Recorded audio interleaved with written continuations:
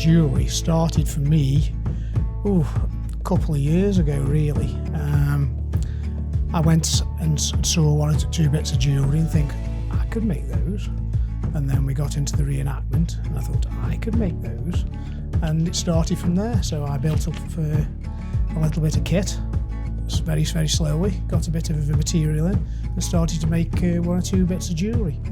What I like to do is have a look at some of the archaeological sites and see what the people of the past made and see if I can do reproductions of them.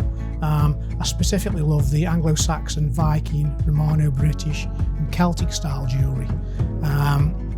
That is my passion, but I'll have a go at anything. And another inspiration is, again, YouTube. People put their ideas on there and they freely give their ideas, and rather than just copy them there, you put a little bit of yourself into them as well, perhaps alter them a little bit to make them yours. I think it is getting a lost art, especially now that there's such a lot of equipment available, which makes it easier. But the old style jewellers, if you go back to the places like the Vikings and the Anglo-Saxons, where they didn't have a lot of equipment, they were true artists. And yeah, it is getting a bit of a lost art, really. The symbology is very important. It defines them for who they are. It shows status, like I'm going to go back to the Vikings and the Anglo-Saxons and people like that.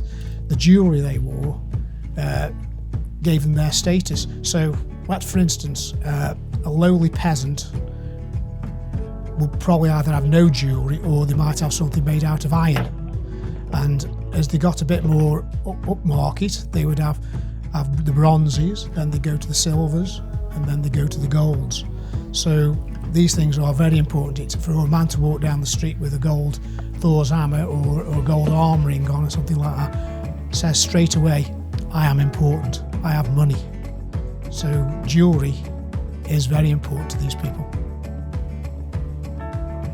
People love to come and see it. I do offer a thing where we actually let you make a ring. It's only a twist ring, a spiral ring. There's no soldering involved, but I will demonstrate it, and perhaps specifically children would like to come and have a go, and you get one or two of those people sort of coming in. But you do get a crowd, and you get people saying, "Oh, he's making the jewellery, let's go and watch." And of course, I'm there by the side of the stall, and we have the exact things on the stall because they can go and buy if they want to. So it is a little bit of a money earner as well, but it's very enjoyable, and I enjoy the reenactment side of it.